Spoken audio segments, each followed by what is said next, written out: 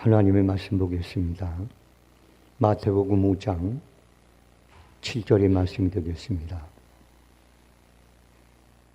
마태복음 5장 7절입니다. 찾으신 줄 알고 다 같이 한 목소리로 합독하겠습니다. 시작. 긍휼히 여기는 자는 복이 있나니 그들이 긍휼히 여김을 받을 것이며. 아멘. 기도하겠습니다. 좋으신 하나님, 오늘도 우리의 건강을 지켜주시고 믿음도 지켜주시고 환경도 지켜주셔서 이렇게 주님 앞에 나와 하나님 앞에 예배로 섬기는 시간을 갖게 하시고 찬양으로 영광 돌리는 이 시간 동참케 하심을 감사합니다.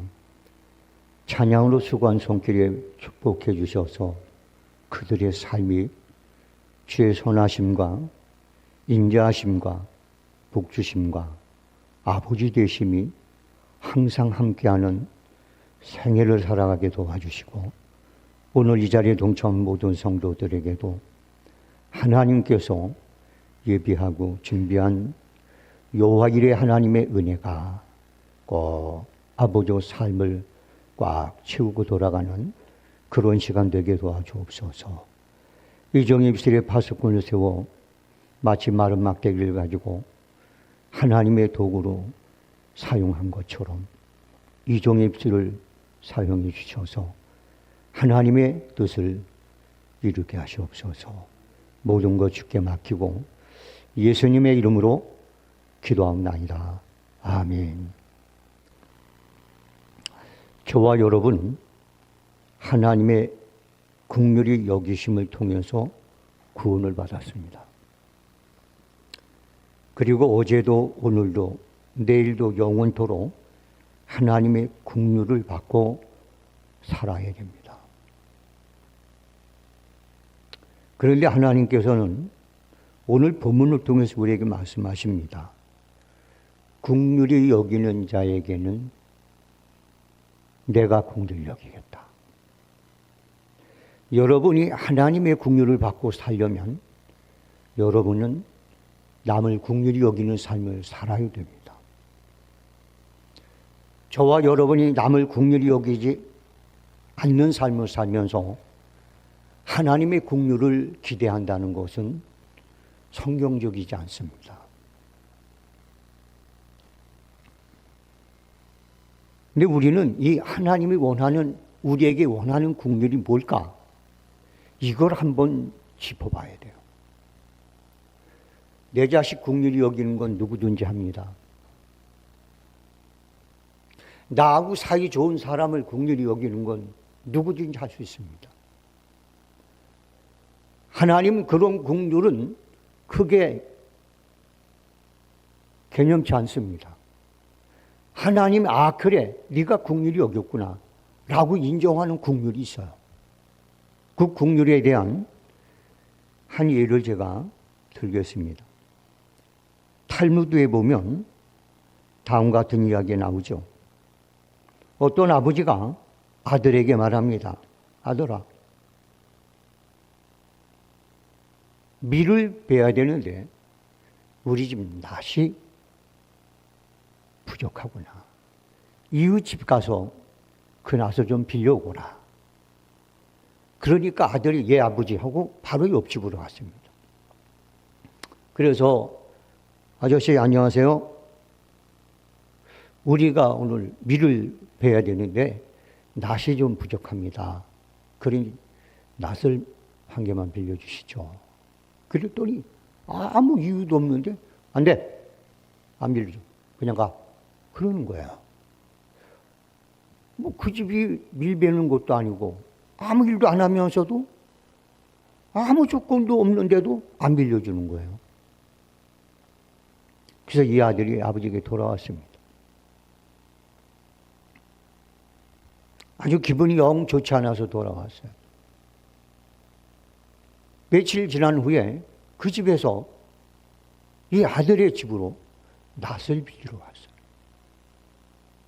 아, 오늘 우리가 밀을 좀 베어야 되는데 낫이 모자라니까 낫을 좀 빌려주셔. 그러니까 아버지가 그 말을 듣고 아들에게 말합니다. 빌려줘라.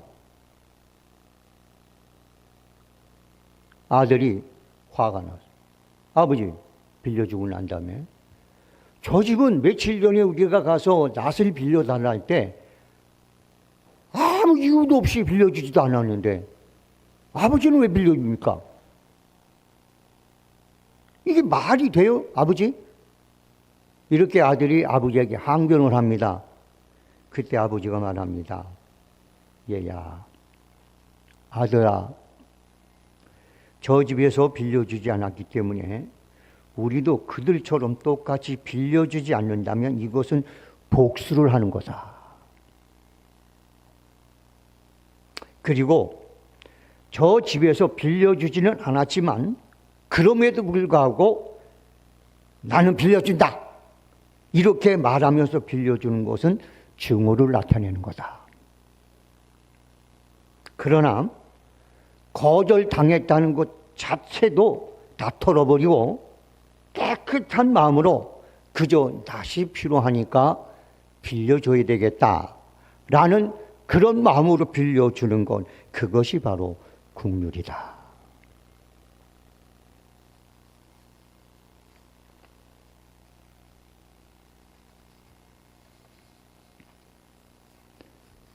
이것이 바로 하나님이 우리에게 원하는 긍휼입니다. 물론 내가 누군가를 불쌍히 여긴다고 해서 그 사람이 나를 똑같이 불쌍히 여기는 것은 아닙니다. 오히려 내가 남을 불쌍히 여김으로 인하여 손해를 보고 오히려 역이용을 당할 때도 적지 않겠습니다. 그렇기 때문에 옛말에 물에 빠진 사람 건져주었더니 보따리 찾아내놓으라고 하더라라는 말도 있는 겁니다. 오늘 본문에 기록된 긍휼히 여기는 자가 받는 긍휼의 여김은 사람이 아니라 나는 비록 사람에게 긍휼을 베풀었지만 그것을 보고 계시는 하나님께서 베풀어 주신 하나님부터 오는 긍휼을 말하는 것입니다.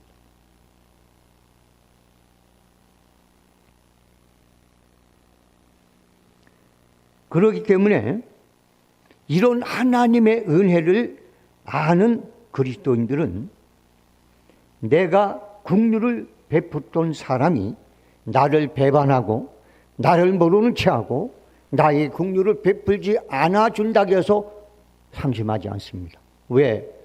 나는 그분에게 긍휼을 받으려고 내가 긍휼을 베푼 게 아니라 아버지 하나님에게 받으려는 마음을 가지고 긍휼을 베풀었기 때문에 사람이 내게 긍휼히 여기지 않는다고 해서 상처받지 않습니다.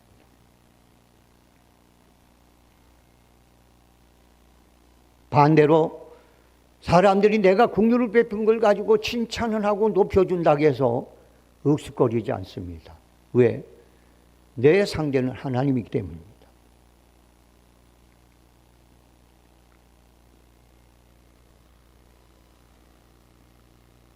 사랑하는 성도 여러분들, 그러면 우리가 이쯤에서 한 가지, 그래? 그러면 왜 하나님께서 우리에게 긍휼을 베풀고 살으라고 했는가? 꼭 하나님께서 우리에게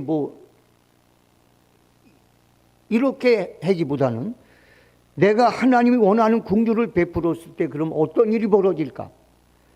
하나님이 내게 긍휼을 베풀을 때는 어떤 일이 벌어질까?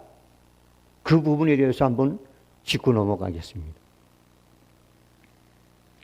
여러분, 왜 우리가 하나님의 긍휼을 왜 우리가 사람의 긍휼을 베풀어야 되느냐 하면 먼저는 우리가 하나님의 긍휼을 받았기 때문이에요. 예수 그리스도의 대속의 은혜를 통하여 우리가 죄인 되어서 원수 되었을 때 하나님 우리에게 은혜를 먼저 찾아 베풀어 주셨어요. 우리는 그 은혜 때문에 우리는 구원을 받았어요. 그 은혜 때문에 우리는 살고 있어요. 그래서 우리는 하나님 앞에 먼저 긍휼의 은혜를 먼저 조건 없이 아니, 성경은 말합니다. 원수 되었을 때. 우리가 하나님 앞에 죄를 짓고 원수 되었을 때, 아담과 하와가 하나님의 은혜를 거절하고 사단의 편이 돼서 하나님 원수가 되었을 때, 그때 하나님은 너 내 원수지 그러지 아니하고 먼저 손을 내밀고 긍휼을 베풀어 주셔서 예수 그리스도를 대속의 은혜로 주셨어요. 우린 그 은혜를 먼저 받았어요. 그렇기 때문에 우리는 어떤 누구에게도 은혜를, 긍휼을 베풀어야 될 의무를 가지고 있는 겁니다. 마태복음 18장 32절 34절에 이런 말씀이 기록되어 있어요. 이에 주인이 저를 불러다가 말하되 악한 종아, 내가 빌기에 내가 내 빚을 전부 탕감하여 주었거늘 내가 너를 불쌍히 여긴 같이 너도 내 동료를 불쌍히 여김이 마땅치 아니하냐 하고 주인이 노하여 그 빚을 다 갚도록 그를 옥조리에 넘기리라. 1만 달란트를 빚을 졌습니다.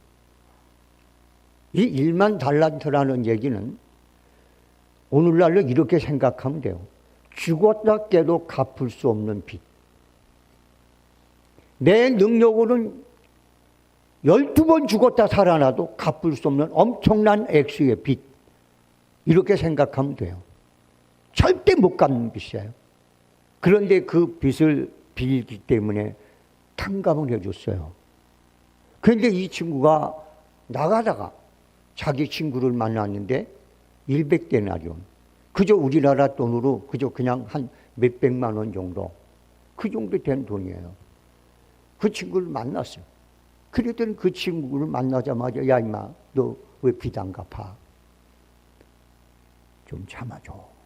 내가 조만간에 꼭 갚을게. 매일 참아달라고 하지 안 돼. 붙잡아다가 빚 안 갚는다고 옥줄에 붙인 거예요. 그걸 보고 있던 동관 하나가 너무나 괘씸하고 안타까우니까 원주인에게 얘기를 한 거예요. 그랬더니 주인이 다시 불렀어요. 내가 너한테 평생 가도 갚을 수 없는 빚을 탕감해 줬는데 너는 그거 하나 탕감을 못 해주냐? 안 되겠다. 도로내놔라. 여러분, 우리는 하나님 앞에 받으니 엄청난 긍휼과 자비와 은혜를 작지만 내 이웃에게, 나와 관련된 사람들에게 베풀며 살 때 하나님의 그 은혜는 계속해서 우리의 삶에 지속이 됩니다. 할렐루야. 그런데 우리가 마음에 들지 않는다고, 조금 눈에 거슬린다고, 뭔가 나한테 좀 어떻게 비웃자게 그렇다고, 그래서 그를 긍휼을 거둬버린다면 하나님은 그 긍휼을 거두실 겁니다. 그렇기 때문에 오늘 본문으로 주님께서는 긍휼히 여기고 살아라 라고.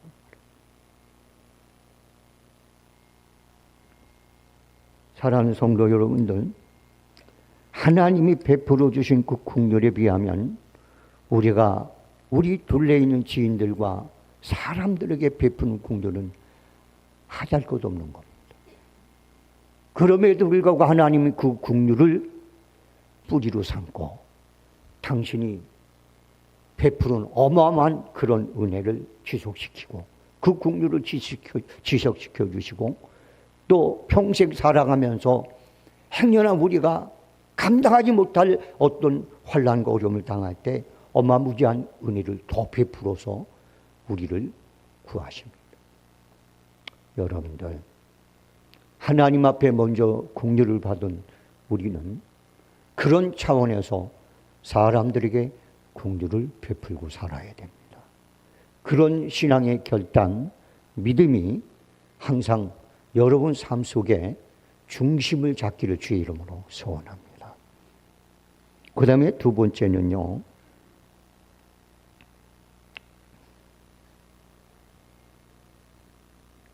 하나님의 긍휼을 반드시 받기 위해서 긍휼을 베풀어야 돼요. 여러분들, 하나님 이렇게 심은 대로 거두리라. 밀을 심으면 밀이 나고 콩을 심으면 콩이 나고 긍휼을 심으면 긍휼이 나고 악을 심으면 악이 나는 거예요. 사람의 긍휼과 하나님의 긍휼은 달라요. 여러분들, 제가 자주 하는 말 중에 하나가 요한복음에 나오죠. 나사로가 죽어요. 나사로는 살아생전에 아주 선한 사람이었어요. 아주 좋은 일을 많이 한 사람. 그가 죽었을 때 예루살렘으로 또 많은 사람이 왔습니다. 그리고 동생 둘이 있어요. 마르다와 마리아. 그를 위로합니다. 그 긍휼히 여기는 마음으로 위로로. 그런데 그냥 위로로 끝나는 거예요. 그런데 주님께서 오셨습니다. 그러고 난 다음에 마리아와 마르다를 보시고 긍휼히 여기시면서 울지 마라. 그리고 난 다음에 하나님의 긍휼을 베풀었는데 죽은 나사로를 살려버립니다. 여러분들 잘 기억하세요. 잊지 마세요. 사람의 긍휼히 여기는 말은 위로로 끝납니다. 그런데 하나님의 긍휼은 내가 슬퍼할 수밖에 없고 애통할 수밖에 없는 그 원인 자체를 해결해 버립니다. 하려면. 이게 하나님의 긍휼이에요. 하나님은 이런 긍휼을 준비해 놓고 우리를 향하여 말씀합니다. 긍휼을 베풀고 살아라. 너 다른 사람 좀 긍휼히 여기고 살아. 그래야 내가 그걸 씨앗으로 삼고 네가 평생 가도 할 수 없는 그 긍휼을 가지고 내 근본적인 문제를, 네가 아파하고 슬퍼하고 괴로워한 문제를 해결해 줄게. 이게 바로 우리가 긍휼히 여겨야 될 이유예요.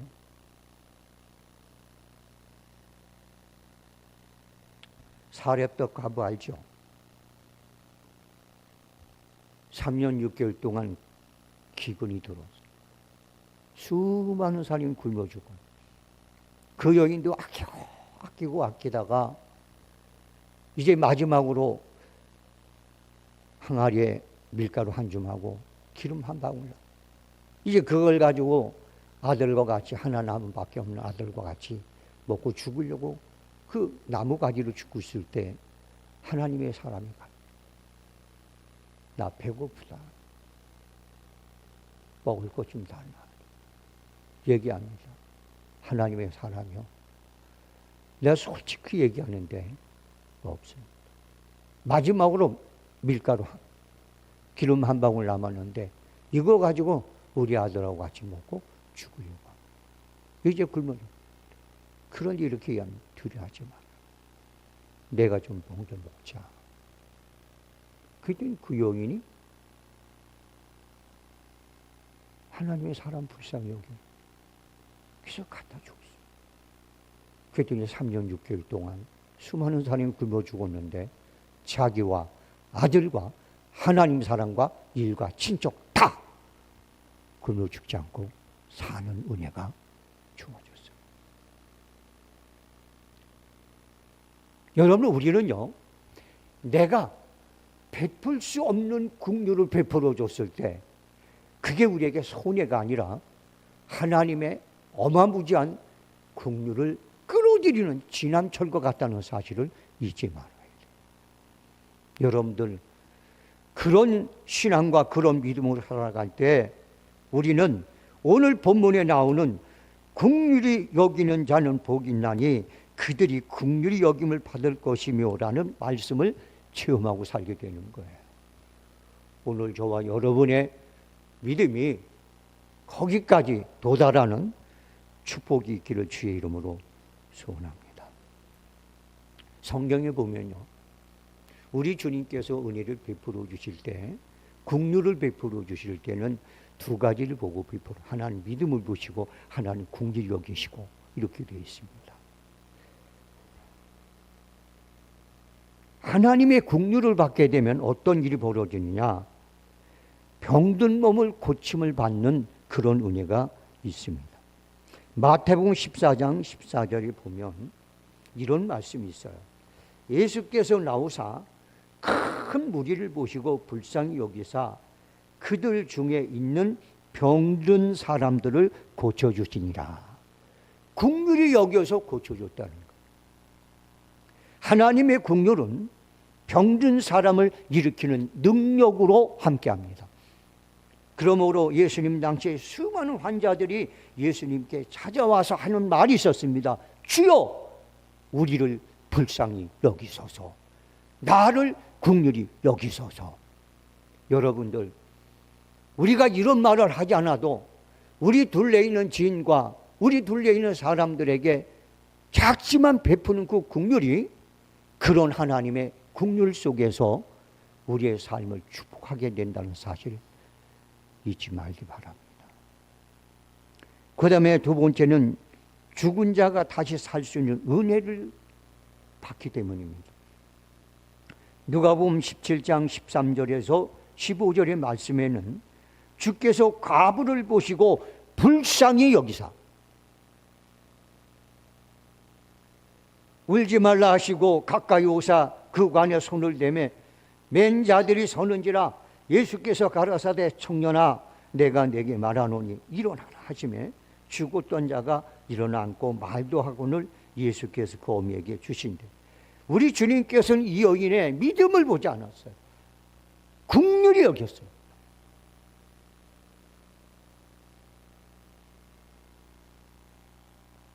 여러분들, 하나님의 긍휼은 죽은 자를 살리는 은혜로 임하는 거예요. 여러분들, 이런 하나님의 긍휼을 사소한 것 때문에 놓치지 않는 그런 여러분들 믿음이 있길 주의 이름으로 소원합니다. 그 다음에 세 번째, 굶주림을 해결해 주시는 은혜가 있어요. 마태복음 15장 32절에 보니까 예수께서 제자들을 불러 가라사대 내가 무리를 불쌍히 여기노라. 내가 무리를 긍휼히 여기노라. 저희가 나와 함께 있은지 이미 사흘이며 먹을 것이 없도다. 길에서 기진할까 굶겨 보내지 못하겠노라.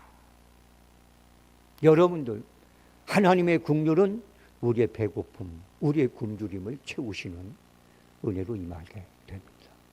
여러분들, 긍휼히 여기는 마음이 이런 하나님의 은혜를 우리의 삶 속에 여러분 열매를 맺게 하는 씨앗이에요. 그런 씨 너무 귀하잖아요. 어떤 사람은요, 그 과일 나무 중에 정말 좋은 씨가 있거든요. 맛있고 달고 그냥 탐스럽고 같은 사과인데도 불구하고 정말 인기가 많은 사과가 있어요. 여러분들, 그런 사과의 그 씨를 얻으려고 사람들이 굉장히 노력하거든요. 여러분들, 이런 하나님의 은혜의 그를 받을 수 있는 씨가 뭔지 아세요? 긍휼히 여긴 마음이에요.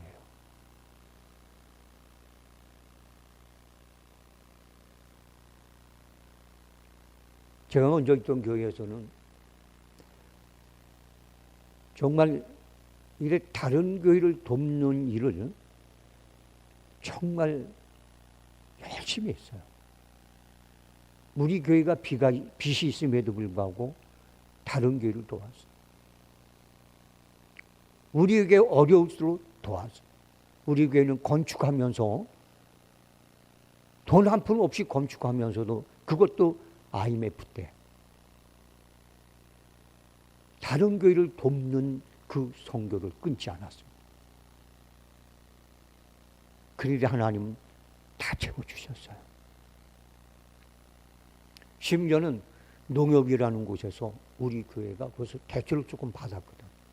근데 IMF 때 다른 데는 막 빚도 못 갚고 우리 교회는 다 갖고 그러거든.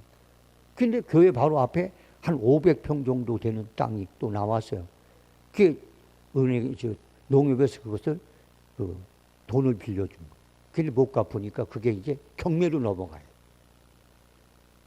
저를 찾아왔어요. 목사님, 저희 은행에서 목사님의 교회에 돈을 좀 더 대출해 드릴 테니까 그거 싸게 경매 받으시죠. 이건 여러분들 어떻게 보면 지금 생각하면 있을 수 없는 일들이 벌어요. 근데 우리는 가끔 그러잖아요. 내가 먹을 것도 우리 교회도 말이야 빚이 있는데 우리 교회도 지금 말이야 그런데 이렇게 얘기하잖아요. 하나님의 긍휼히 여김을 평생 가도 받을 수가 없어요. 우리 성수 베델교회도 요즘은 하나님이 조금 그런 문을 열어놓는 것 같아요. 정말 저희 교회도 없어도 다른 교회를 도우려고 애를 쓰고 있어요. 그런데 하나님께서 길을 열어주셨어요. 할렐루야. 그런 일이 참 많아요. 사랑하는 성도 여러분들, 우리 하나님께서 우리에게 어떻게 하든지 핑계거리를 잡아서라도 우리를 축복하고 우리를 살리고 우리를 구원하고 세상 사람들은 만져보지도 못하고 꿈도 꾸지 못하는 그런 일들을 베풀어 주시기 위해서 우리에게 딱 하나의 조건을 건 게 뭐냐? 남을 긍휼히 여겨라. 너 좀 제발 긍휼히 여기고 살아봐라. 이 말씀이에요. 여러분들, 또 우리가요, 긍휼히 여기기 위해서 왜 긍휼히 여겨야 되냐면 우리의 죄를 용서받기 위해서 그런 거예요. 마가복음 11장 25절을 보니까 서서 기도할 때 아무에게나 혐의가 있거든 용서하라. 그리하여야 하늘에 계신 너희 아버지께서 너희 허물을 사하여 주시니라. 마태복음 6장 12절에 우리가 우리에게 죄 지은 자를 사하여 준 것 같이 우리의 죄를 사하여 주옵소서.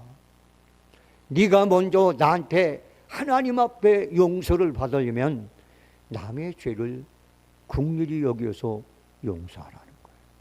그러면 하나님도 네 죄를 긍휼히 여겨서 용서하겠다는 거예요.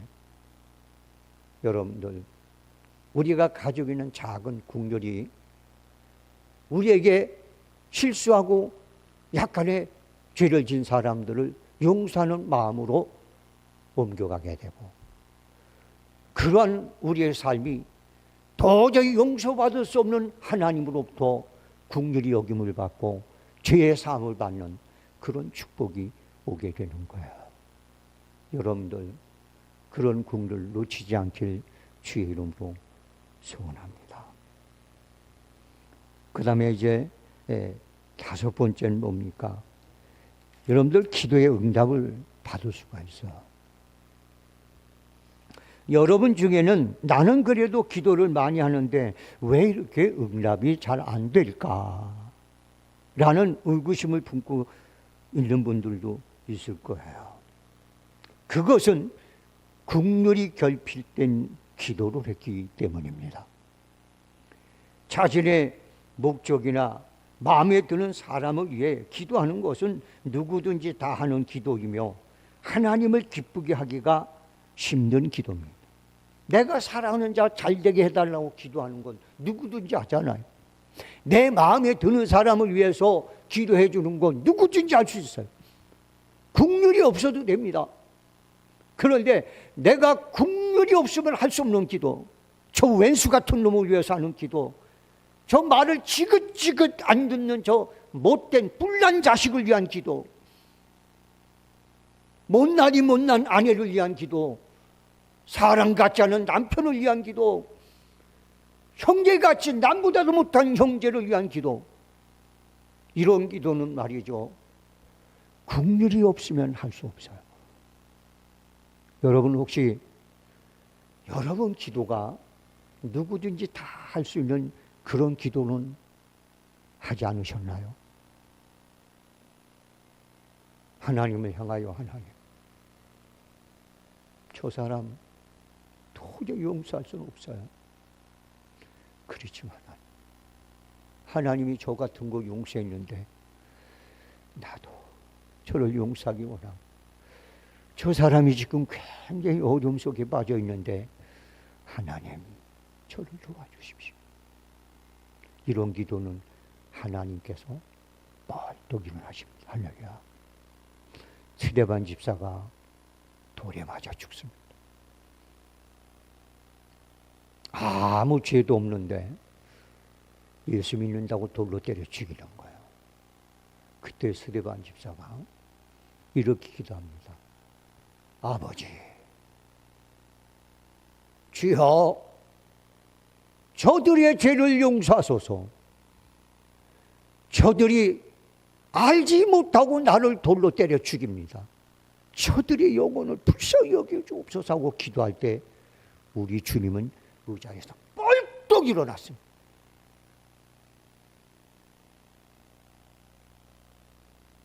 이런 기도가 여러분의 기도의 문을 여는 거예요. 응답의 문을 여는 거예요. 혹시 여러분의 기도의 응답이 안 됐습니까? 힘듭니까? 이젠 여러분이 원수를 찾으십시오. 그를 향하여 그에게 잘 되기를 위해서 기도해 보십시오. 그를 위하여 여러분들이 안타까운 마음으로, 긍휼히 여기는 마음으로 한 번 여름 눈물을 흘려가며 기도해 보십시오. 다른 닫혔던 모든 기도의 문이 활짝 열릴 것입니다.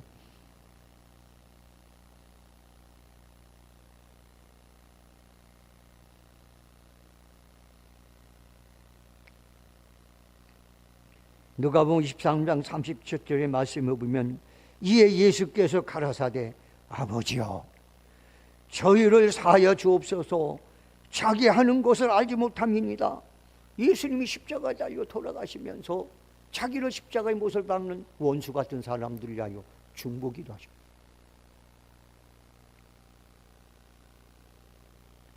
그것을 그대로 물려받는 사람이 누굽니까? 스데반 집사자. 사도행전 7장 60절입니다. 무릎을 꿇고 크게 불러 가로되 주여 이 죄를 저들에게 돌리지 마옵소서. 이 말을 하고 자니라 죽느니라. 죽는 순간까지 자기를 돌로 때려 죽이는 사람의 죄를 용서해 달라고 기도하고 죽은 스데반 집사. 저는 하늘나라 가면, 하나님 은혜 속에서 하늘나라를 가면 나는 몇 사람을 만나고 싶은데 그 중에 한 사람이 사도 바울, 그 다음에 그 중에 한 사람이 스데반 집사.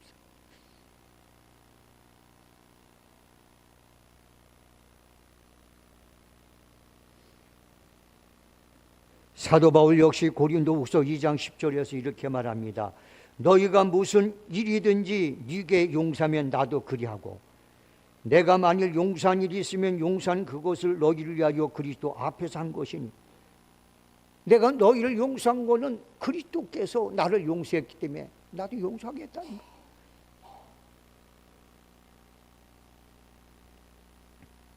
남을 긍휼히 여기는 마음이 없는 기도는 하나님을 기쁘게 할 수가 없습니다. 뿐만 아니라 하나님도 응답받기가 매우 힘듭니다. 진정한 기도하는 마음속에 자신이 하나님께 먼저 긍휼을 받았으니 자신도 그 긍휼을 가지고 사람들을 위하여 기도할 때 그 기도가 진짜 하나님이 원하는 기도입니다. 날마다 내가 먼저 받은 긍휼함을 다른 사람과 나누는 기도를 드릴 때 기도의 문이 열리게 됩니다. 사랑하는 성도 여러분들, 하나님께서는 우리가 죄로 말미암아 하나님과 원수가 되었을 때 먼저 아무 조건 없이 우리에게 손을 내미시고 독생성자 예수를 이 땅에 보내서 십자가에 대신 죽게 하셨습니다. 우리는 그 은혜를 받은 사람들입니다. 때문에 그리스도인들은 늘 먼저 긍휼을 베풀며 살아야 됩니다. 네가 베풀었으니 나도 베풀겠다는 말은 이건 여러분들 우리 그리스도인들에게서는 해당되는 말이 아닙니다. 그럼에도 불구하고 나는 내게 은혜를 베푼다. 그것도 말 안 하고, 말하면 그건 증오를 나타내는 거니까 말 딱 안 하고 아무 일도 없었던 것처럼 깨끗한 마음으로 필요해? 그리고 주는 거, 나누는 거.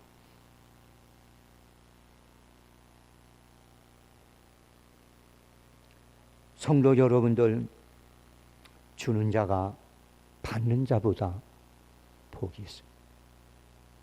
성도 여러분들, 세상에 태어나 지금까지 살면서 나는 얼마나 먼저 나누어 줬는가 한번 잘 생각해 보시기 바랍니다. 훗날 우리가 하나님 심판대 앞에 서게 될 때 주님께서는 이렇게 물으실 것입니다. 너는 얼마나 먼저 긍휼을 베풀었느냐.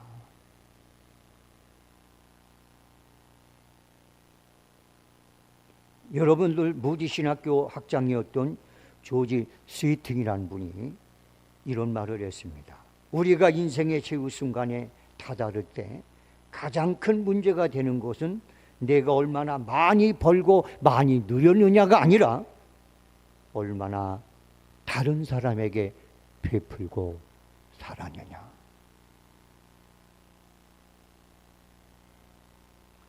주님은 선한 사마리아인의 말씀을 누가복음 10장 30절 37절에서 말씀하셨습니다. 그러고 난 다음에 율법사에 물었습니다. 내 생각에는 누가 강도 만난 자의 유식이니? 그때 그가 이렇게 대답을 합니다. 가로되 자비, 다시 긍휼을 베푼 자입니다. 그때 주님 말합니다. 가서 너도 그렇게 하라. 성도 여러분들, 사마리아 사람들 그 당시에 유대인들에게는 개축을, 짐승축을, 그래서 심지어는 경건하다고 생각하는 사마리아 사람, 유대인들은 절대적으로 사마리아 성에 들어가지 않았습니다. 그들과 말도 하지 않았습니다. 그래서 예수님께서 사마리아 성에 가서 여인에게 물 좀 달라고 했던 깜짝 놀라면서 내가 보기에는 당신 유대인인데 어떻게 유대인이 사마리아인 나한테 물을 달라고 합니까? 이건 있을 수 없는 얘기입니다. 이 얘기예요. 그 정도로 여러분들 유대인들은 사마리아 사람들을 멸시하고 천대하고 개돼지 취급을 했어요. 그런데 이런 사마리아인이 강도 만난 유대인들을 위해서, 유대인을 위해서 자기 옷을 찢고 상처를 감아주고, 그리고 자기 나귀에다가 그를 태우고, 자기는 나귀를 잡고 와서 주막에 들어가서 밤새도록 그를 간호해주고, 그러고 난 다음에 주일에게 돈을 주면서 이 사람을 완전히 치료가 될 때까지 돌봐주십시오. 내가 돈이 더 들었으면 돌아올 때 길이 여기밖에 없으니까 당신에게 그 값도 지불하겠습니다. 이렇게 말한 게 선한 사마리아예요. 성도 여러분들, 저도 여러분도 너무 부족해요. 저도 어떤 때 보면 야, 네가 목사 맞니? 그래서 저는 어떤 때 이런 기도를 솔직히 할 때가 있어요. 하나님, 나 오늘 목사답게 살게 해주세요. 하나님, 나 오늘 목사로서 부끄럽지 않게 살게끔 나 좀 도와주세요. 이렇게 기도할 때도 있어요. 우리 모두에게 주는 말합니다. 선한 사마리아인처럼 살라. 그러면 하나님의 은혜가 어제나 오늘이나 영원토록 너와 함께 할 것이다. 오늘 이 말씀이 저와 여러분의 믿음을 지금보다 더 훨씬 좋은 쪽으로 방향을 틀게 하는 그런 은혜가 주어지는 계기가 되기를 주의 이름으로 소원합니다. 기도하겠습니다. 하나님 아버지, 고맙습니다. 오늘도 주의 말씀 함께 나눴습니다. 이 말씀이 한 귀로 듣고 한 귀로 흐르지 않게 하시고, 이 말씀을 붙잡고 성도들과 이 종이 하나님께서 기뻐하는 방향으로 방향을 틀게 하시옵소서. 하나님이 원하는 대로로 우리의 길을 설정하게 하시옵소서. 그래서 앞으로 남은 여생, 하나님의 은혜가 아니면 살 수 없는 여생인데 평생 하나님 은혜가 동행하는 그런 삶으로 살도록 도와주옵소서. 모든 것 주께 맡기고 예수님의 이름으로 기도합니다. 아멘. 다 같이 기도하겠습니다. 몸이 불편한 분들은 아픈 부위에 손을 얹어 주시고요. 마음속에 선한 소원을 품고 계신 분들은 가슴에 손을 포개 놓으시기 바랍니다. 하나님은 우리 아버지십니다. 너 낳은 네 태, 네 어머니는 혹 너를 잊을지 모르지만 나는 절대 잊지 않는다고 말씀하신 아버지십니다. 아버지 되신 하나님께서 우리에게 약속을 해주셨습니다. 나는 너희를 치유하는 하나님이다. 나는 내 소원을 좋은 곳으로 만족해 해서 내 청춘을 독수리같이 새롭게 하는 아버지다 라고 말씀하셨습니다. 그 일을 이루기 위해서 하나님께서는 예수 그리스도 이 땅에 오셔서 채찍으로 죽도록 맞게 하셨습니다. 오늘 주님이 채찍으로 맞고 지불해 주신 그 지불의 은혜가 헛것이 되지 않도록 우리에게 믿음을 더하여 주옵소서. 내가 말씀에 의지하여 주 예수 그리스도의 이름으로 명하노니 성도들의 손을 얹은 부분에 약한 부위가 강해지고 상한 것은 재생되며 고통의 원인은 사라져라. 마음속에 품고 있는 선한 소원이 모든 소원을 이루시는 전지전능하신 주의 이름으로 명하노니 지금 소원을 가로막는 환경과 어둠의 권세는 떠나갈지어다. 그리고 회복되고 치유되고 깨끗해지고 온전해지는 역사가 예수의 이름으로 일어날지어다. 지금 당장 회복되고 치유되고 강건해져라. 지금은 우리 주 예수 그리스도의 은혜와 하나님 아버지 극진하신 사랑과 성령님의 감화, 감동, 교통, 역사, 내주 인도하심이 오늘 이 자리에 모인 성도들과 그들의 가족과 의사과 직장과 심지어 더불어 이웃하며 살아가는 사람들과 이 나라와 이 민족과 온 땅 위에 지금서부터 영원토록 함께 있을지어다. 아멘.